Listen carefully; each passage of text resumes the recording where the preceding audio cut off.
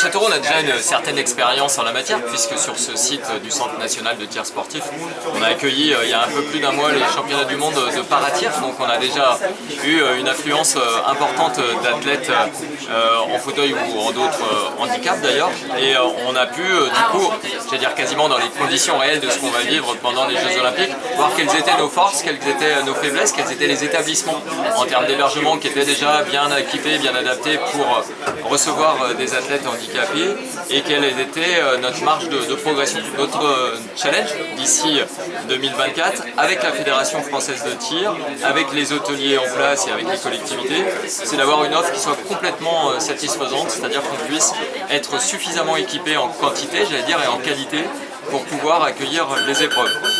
3 types d'opérations vont être menées, une par la Fédération française de tir qui, sur le site même du Centre national de tir, va construire 200 hébergements, dont 150 seront aux normes handicapées, donc accessibles totalement, les chambres, évidemment, les couloirs, tout, pour pouvoir héberger dans de très bonnes conditions les athlètes.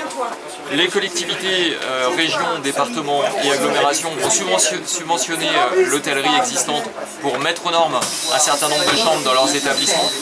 Et puis la collectivité, donc l'agglomération de Châteauroux, va elle aussi construire 100 chambres sous forme d'appart-hôtel totalement accessible aux personnes handicapées. Donc c'est le challenge des 21-22 mois, on va dire, qui nous restent devant nous d'ici les Jeux Olympiques. Mais tout le monde est en ordre de marche pour que ce soit prêt en 2024.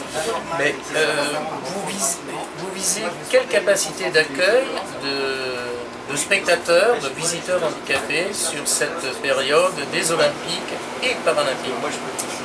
Alors, sur les Olympiques, on n'a pas d'estimation encore sur les spectateurs. Là, ça reste très aléatoire. En fait, on n'a pas de retour d'expérience d'une opération menée de manière équivalente en France. On a le nombre d'athlètes, avec certitude. On a aussi les staffs des équipes des athlètes, que ce soit sur l'olympisme ou sur le paralympique. Donc là, on sait combien on en a à loger. Sur les visiteurs, sur les spectateurs, on va dire ceux qui vont assister, on sait qu'en termes de tribunes, ce qui était demandé, c'est 3500 personnes, donc 3500 places. Et ce qui veut dire 3500 places veut dire environ 5000 personnes par jour. Donc en fait, nos adaptations aujourd'hui, elles sont faites sur un rythme de 5000 visiteurs tous les jours pendant les compétitions qui durent 10 jours pour les Jeux Olympiques et une semaine pour les Jeux Paralympiques. Il est établi quelle capacité pour des spectateurs handicapés sur les 2 types de compétitions? Alors, en nombre de places nouvellement créées, notre objectif c'est d'en créer 250 nouvelles. On part du principe que sur les visiteurs, le besoin pourra être assumé par les places qu'on a aujourd'hui dans notre hôtellerie existante.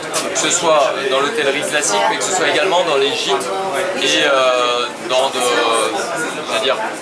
de l'hôtellerie plus individuelle du style Airbnb. Notre interrogation encore aujourd'hui, c'est de savoir si les visiteurs vont être des visiteurs d'un jour ou des visiteurs de plusieurs jours.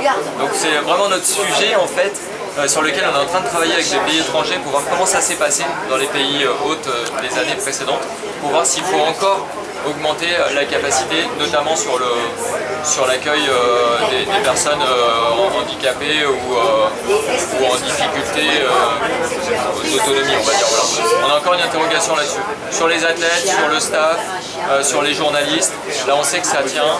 Sur les visiteurs, on a une incertitude. Et concernant les transports, quelle desserte du lieu de compétition depuis la ville, depuis la gare, depuis les gisements d'hébergement, si je puis dire? Ouais. Alors ça, on travaille là-dessus vraiment de manière très active avec nos opérateurs. On a une chance sur ce territoire, c'est qu'on a les transports gratuits depuis 20 ans. Qui dit transport gratuit dit forte utilisation des transports et du coup un dimensionnement de notre réseau qui est certainement plus fort qu'une agglomération de même population. Demain, pour les JO, on sait qu'il va falloir encore démultiplier. Notre opérateur, Keolis, est un opérateur national qui va pouvoir mobiliser sur cette période qui est une période estivale qui est plus calme, notamment sur les transports scolaires où il n'y en a pas, qui va pouvoir mobiliser des véhicules supplémentaires et les affecter sur Châteauroux. On va travaillé à renforcer, on les a reçus dernièrement, l'offre aussi de taxi en véhicule conventionnel ou véhicule adapté. Et on va avoir des navettes spécifiques de l'hôtel vers le centre national, de la gare vers le centre national de tir sportif et des grands hôtels vers aussi le CNTS. On aura également un service à la demande qui permettra, pour celles et ceux qui ont un besoin spécifique, de commander le passage sur leur lieu d'hébergement d'un véhicule. On a aujourd'hui des handibus, notamment pour les personnes handicapées, qui seront mobilisés pour faire du transport à la demande. Voilà. La priorité numéro 1 pour nous, c'est le transport, la facilité de transport, pour aller rapidement de la gare aussi, tous les hôtels aussi. Et là encore, vous êtes fixé un objectif de combien de personnes pouvant être transportées, de personnes handicapées pouvant être transportées par jour? Alors on n'est pas en nombre de personnes, on est en fréquence de transport. On sera sur une centaine de véhicules en permanence avec des fréquences de transport qui seront de 20 minutes. En fait, toutes les 20 minutes, vous aurez des départs possibles de la gare ou des grands hôtels à destination du CNTS. C'est vraiment quelque chose d'assez intense pendant les heures évidemment de compétition, uniquement donc en journée. Mais on veut montrer la qualité de notre accueil par cette facilité du transport, qui est notre spécialité ici. Tout à l'heure je disais qu'on avait la gratuité depuis 20 ans, on a accueilli les rencontres européennes du transport public. C'est de ces rencontres européennes qu'a été créé le centre d'essai des mobilités autonomes à Châteauroux. Donc c'est vraiment pour nous un savoir-faire de toujours, j'allais dire, qu'on va mobiliser pleinement avec nos partenaires.